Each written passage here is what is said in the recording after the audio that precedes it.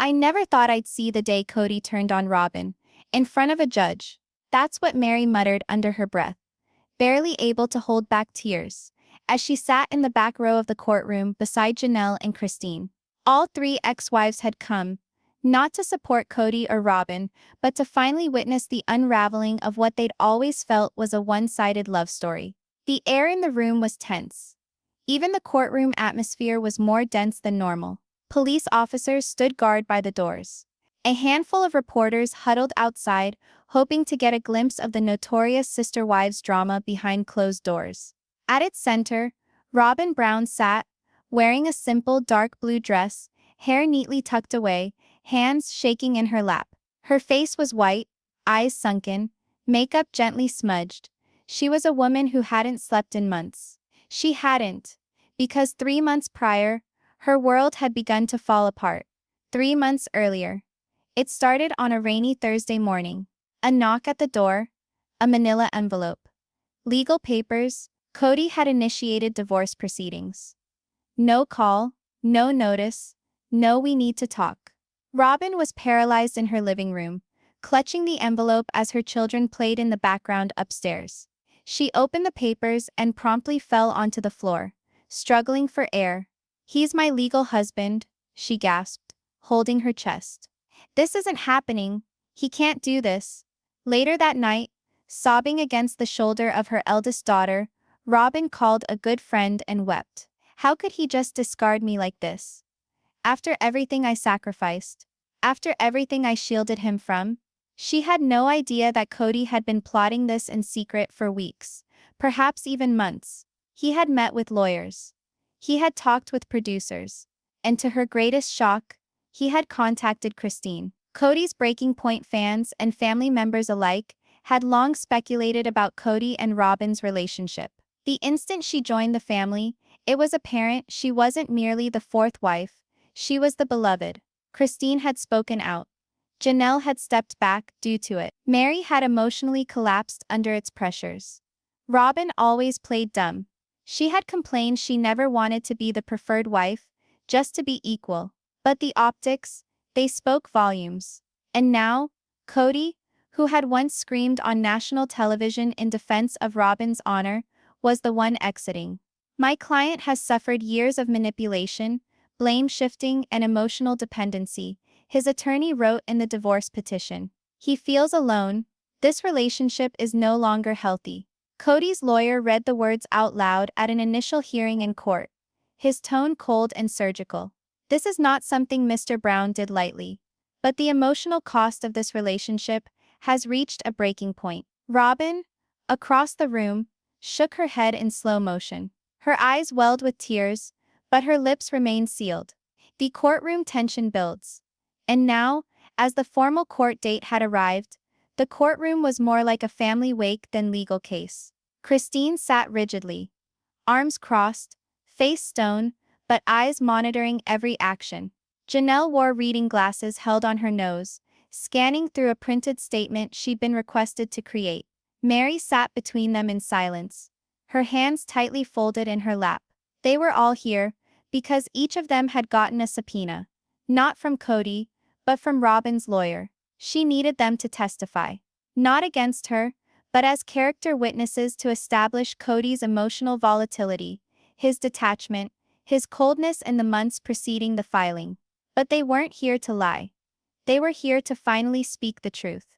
Judge Reynolds enters.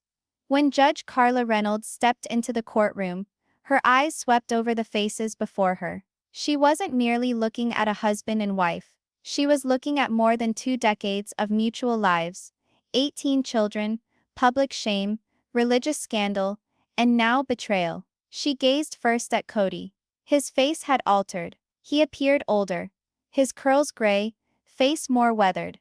But there was an edge to his demeanor. He wasn't the defensive, smug man of previous tell-alls. He was icy, and perhaps even finished. And then turned to Robyn. "Miss Brown," the judge started, "do you object to the divorce petition?" Robyn cleared her throat, fighting to get herself together. "I do, Your Honor. I think this is a miscommunication that can be fixed with counseling and time." Kody released a snickered low laugh. The judge arched an eyebrow. Robyn's attorney hastily intervened. We are asking for a stay on the filing and a referral for family counseling before any legal decision is handed down. But Kody's attorney stood. There's not going to be any reconciliation, Your Honor. My client has stated his position. He doesn't want to be legally or emotionally tied to Mrs. Brown anymore. Behind the scenes, the children and the fallout outside court, the kids were being shielded from cameras, from microphones. But family sources said that Robyn's children were devastated. Her younger kids cried for nights. Her oldest son attempted reaching out to Kody. No response. Even Aurora, who was once Kody's pride and joy, was excluded. Meanwhile, Kody was spotted eating lunch with Hunter and Gwendolyn, two of the children on Christine and Janelle's side. Something unthinkable a year ago. He's attempting to make amends, says one source. But he's also attempting to rewrite history. And for Robyn, that was the true heartbreak. Not only losing the marriage, but discovering the man she battled for, the man she remained with as the family fell apart, now sought to erase her. Robyn's last words, in Section 1, when the judge asked for a 15-minute recess, Robyn reached out to the court and whispered quietly, "He was my last hope for an actual family. I gave it all. I lost friends. I lost respect. I gave him legal standing. I gave him my heart. And now he's abandoning me here. Like I didn't matter." Her voice cracked. Nobody said a thing. Even Kody kept looking ahead. Because in that moment, no matter what had preceded it, it was obvious this was the end. This isn't about love anymore. It's about survival. That's what Christine quietly told an off-camera producer, seconds after Robyn had cried on the recess break. The courtroom doors had hardly closed on the judge when murmurs broke out. TLC producers, off-duty bailiffs, and even Robyn's lawyer whispered to each other. Something had changed in the atmosphere. What had felt like a last-ditch appeal for reconciliation was rapidly becoming a nasty disintegration of reality. But to see how they arrived here, how Kody Brown, that man who once proclaimed Robyn his soulmate, could now coldly reject her without so much as a twinge of remorse. You have to go back to that scene 3 months ago. Secret filing, nobody expected March 3, 2025. Robyn had just returned from church with the kids. The house was quiet, her phone buzzing with texts from producers confirming next week's family sit-down filming. Then the doorbell rang. A process server. A manila envelope. A blank stare. "You've been served, ma'am." The door clicked shut behind her, as Robyn stood frozen, heart racing. The envelope felt chill in her fingers, stamped with Kody's full name, her full name, and the emphatic letters, "Dissolution of legal marriage." She laughed at first. A harsh, anxious laugh. Then she ripped it open. In it she discovered the neatly typed reasons for divorce. Emotional incompatibility, irreparable breakdown of marital trust, continued emotional stress leading to worsening mental health of petitioner. Her knees gave way. She collapsed onto the floor. The children burst in. "Mom?" Aurora cried out, fear in her voice. "Mom? What's wrong?" But Robyn couldn't talk. All she could do was clutch the paper against her heart like a wound and weep. The calls he didn't take that evening. Robyn called Kody. Again and again. 12 times. 2 voicemails. No response. Her last message, nearly incoherent through her crying, just said, "Please just come home. We can talk. I'll do whatever it takes." But Kody never said anything. In fact, it wasn't until TMZ broke the news of the divorce filing a week later that the public and the other wives were told. Christine was on a podcast. Janelle was shopping at the grocery store. Meri was scrolling through Instagram. Their phones lit up like firecrackers. Wait, Kody's divorcing Robyn. Is this real, or some bizarre PR hoax? This has to be fake. But it wasn't. And behind the scenes, Kody wasn't sneaking around. He was getting ready. Kody's new plan. Reframing the story. During a closed-door meeting with his attorney and TLC producers, Kody presented his side of things. Robyn had emotionally drained him. She became controlling after Christine's departure. The guilt surrounding Garrison's death hung on both of them. But Robyn exacerbated it. "I gave her everything," he allegedly said, and somehow she still wanted more. Robyn was blamed by Kody for the loss of his other wives. They felt pushed out. She played innocent, but she knew exactly what she was doing. In a climax, his attorney proposed. Then we don't just file for divorce. We construct the story. You're not leaving her.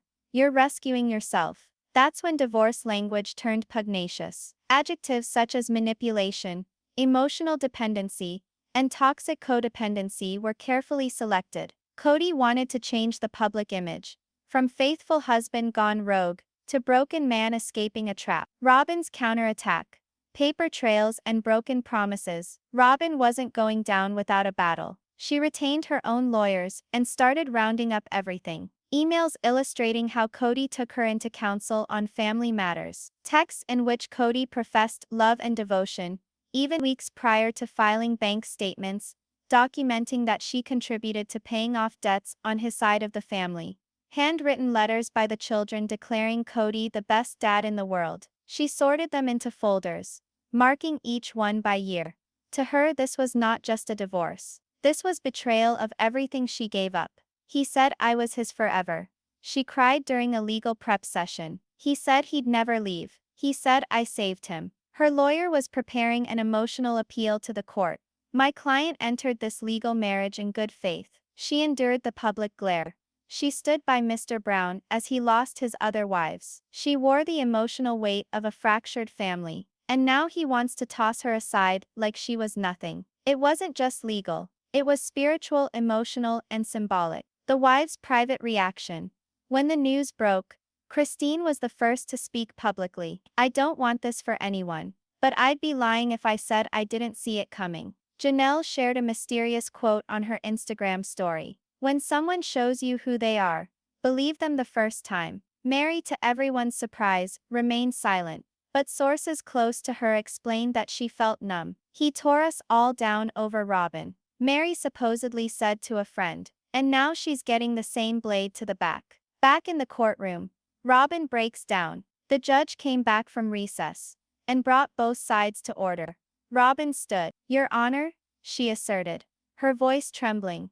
I never thought I'd be here, pleading with the man I legally married, the man I loved, not to discard me like rubbish. She grabbed a piece of paper, an old love letter from Kody penned in 2015. She handed it to the judge. He wrote this the night we legally married. He told me I filled him up, that I calmed his chaos, that he never hurt me. She wept copious tears. Was that all a lie, Kody? Kody remained silent. He didn't even glance her way. The room fell mute. Even Meri, who did not readily display emotion, wiped away a tear.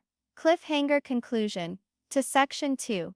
The judge scanned the letter, then glanced at the papers submitted by Kody's lawyer. She sighed.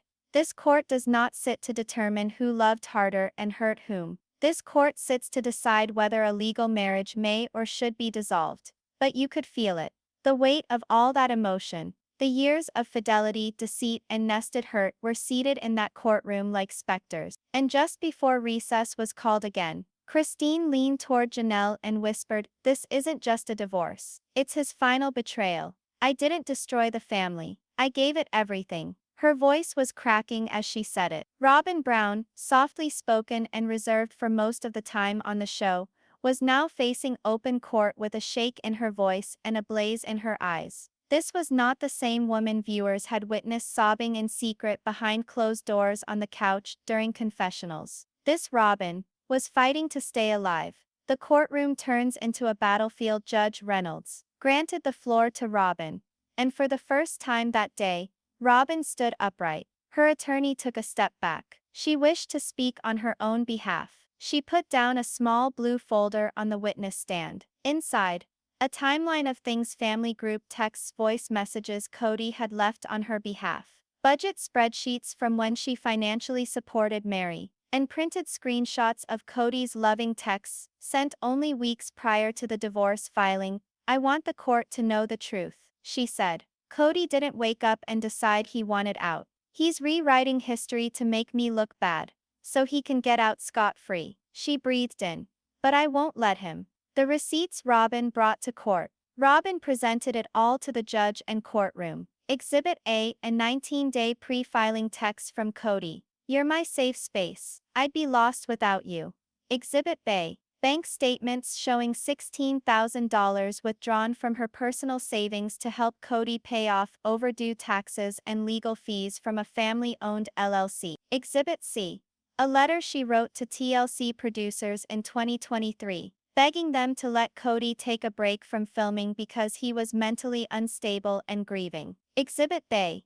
A group text printed out from the wives group, where Robyn begs Christine not to go, vowing to take a step back and allow Kody to better balance the family. She addressed the judge. "I did my best to save this family. I tried to be a supporting wife for Kody. I bent over backwards to be the wife he wanted, and he's punishing me because the others left." Her eyes snapped onto Kody for the first time. "And deep down, you know that's true." Kody's chilling reaction. Kody, who had been quite composed up to that point, started fidgeting in his chair. He glared at his lawyer, then at the judge, and then at Robyn. "I never asked you to save me," he growled softly. "I never asked you to bear the guilt of a shattered family." He took a moment.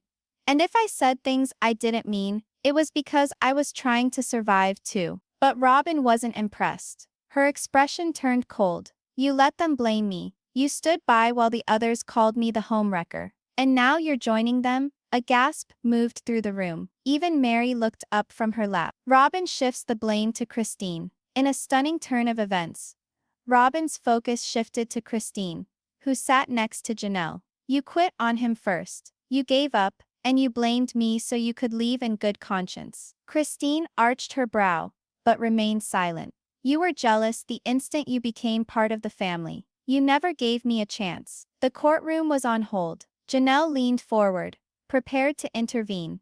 But Christine stood up slowly. "Your Honor, if I might respond." Judge Reynolds nodded. Christine made her way to the middle of the courtroom, hands firm. "I left because I needed to rescue myself, not for you. And let's be real.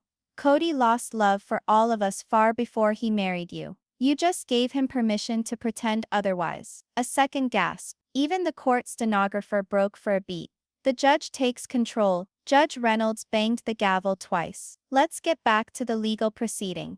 Okay? This is not a family reunion. It's a courtroom." She turned to Robyn. "You've made good arguments. But I have to know, what are you hoping to achieve here?"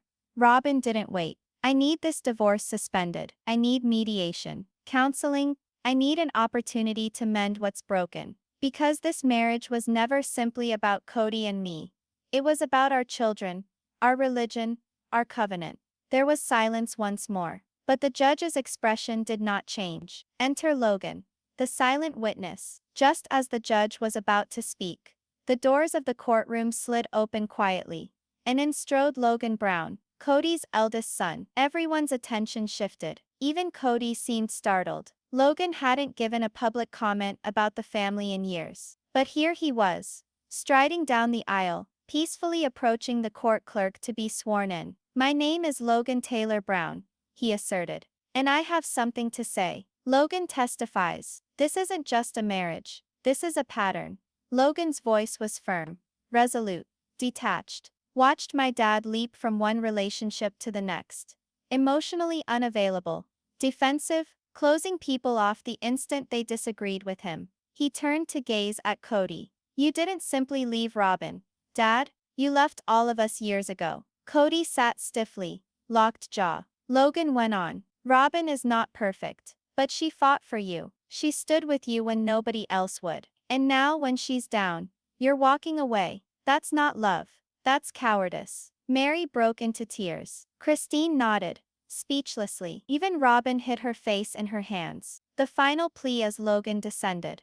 Robyn rose again. Her voice was strained. "I didn't ask to be the legal wife. I never wanted to be the last one standing. But I stayed because I believed in this family. I believed in him." She gazed at Kody a final time. "You can divorce me, Kody, but at least tell me it meant something." And Kody remained silent. He just sat there staring at the wall. End of section 3. The crowd reacts. The judge declared a recess once more. Producers scrambled to go back over the footage. Court officials emptied the gallery. Wait outside in the press pack. Robyn begs marriage to survive. Kody is cold and taciturn as court erupts in emotion. Logan Brown speaks out in bombshell evidence. In that courtroom, The reality was exposed. Robyn wasn't evil, Kody wasn't heroic, and the Brown family would never recover. We weren't just sister wives. We were collateral damage. The courtroom fell silent once more. Tension hung in the air like the smell of smoke following an explosion. Robyn had just put on the fight of her life. Logan had surprisingly intervened and openly called out his father. And now, it was the turn of the other wives to speak. Individually, the women who had once lived together under one roof and one man were set to testify in the most emotionally charged phase of the trial yet. The judge addressed the bench calmly. The court now calls Christine Ruth Brown to the stand. Christine takes the stand. With fire in her voice, Christine moved deliberately but slowly to the witness stand, dressed in a deep green blazer and a tasteful gold sun-shaped pendant. She had long been the bright, caring wife, the one with the widest smile. Today there was no smile. There was only steel. State your name for the record. Christine Ruth Brown. Relationship to the parties involved. Ex-wife. To Kody Brown. Former sister wife to Robyn Brown. The judge nodded. Christine stared straight at Robyn, and then at Kody. Let me make one thing clear, she started. I didn't leave Robyn. I left him. She gestured towards Kody. He gave up. He gave up trying. He gave up showing up. He gave up seeing me. And every time I tried to say that to him, he'd mention Robyn's name in the mix, as if she was the reason he couldn't be a husband anymore. Kody rocked in his chair, but said nothing. Christine went on. Robyn didn't destroy our family, but she became the reason he used to leave it. Christine spills hidden family secrets. She did not mince words. She mentioned dinner nights Kody spent alone at Robyn's home. How the children realized he arrived with presents for Robyn's kids, but ignored the birthdays of Janelle's and hers. The discussions Kody would not have on his own unless Robyn was sitting in on them, making family meetings private negotiation. Then she laid down the bombshell that would make headlines. Kody made Robyn the queen of the family. The rest of us were just staff. Even the court stenographer stopped typing. Robyn shook her head slowly. Tears brimmed over, but she remained silent. The judge calls on Janelle. Then Janelle entered, in navy blue folders, cradled in the crook of her arm as if she were going into a corporate meeting. Where Christine was flame, Janelle was ice, calm, calculated, and collected. Your name for the court, Janelle Brown. I was Kody's second wife, for nearly 30 years. The judge invited her to go on. Kody's marriage to Robyn didn't just alter his priorities, it altered him. She retrieved a printed 2022 calendar and displayed it. This is the schedule we created for family visits. You can see every week reserved for Robyn, none for Meri, spotty dates for Christine. And me? I lost count after month 4. She hesitated. He was divorced from us in his heart already. He just waited for the cameras to catch up. Janelle's breakdown over the kids next. Janelle did something no one anticipated. She started sobbing, not for herself, but for her children. My sons picked up on it. Gabe and Garrison, they knew. They felt rejected, like they didn't count to him anymore. They hated Robyn, yes, but more than that, they hated him. She glared at Kody with eyes brimming with agony. You allowed your sons to die inside, long before we lost Garrison. The whole courtroom fell silent. Robyn clamped a hand over her mouth. Christine looked away. And Kody? He hung his head. You pushed your boys away to hold on to one woman. And now, you're pushing her away too. The unexpected strength of Meri. Finally the judge called Meri Brown. She rose slowly. Her hands trembled slightly as she held a single piece of paper. Once, Meri had been the legal wife. Once, she had been the emotional anchor of the family. And yet, she'd also been the one most alone. State your name. Meri Brown. First wife to Kody Brown. She glanced up, and the first to be forgotten. She smoothed the paper and read in a whisper. Kody and I were married in 1990. We built a life together. And when he wanted to add to the family, I agreed. Because I believed in the vision. I believed in him. Her voice broke. Then Robyn arrived, and I thought that she was the solution to our prayers. But what I didn't realize was, she was also the start of the end. She stopped and gazed at Robyn, not with wrath, but with a poignant sorrow. You didn't take him from me. He gave himself up.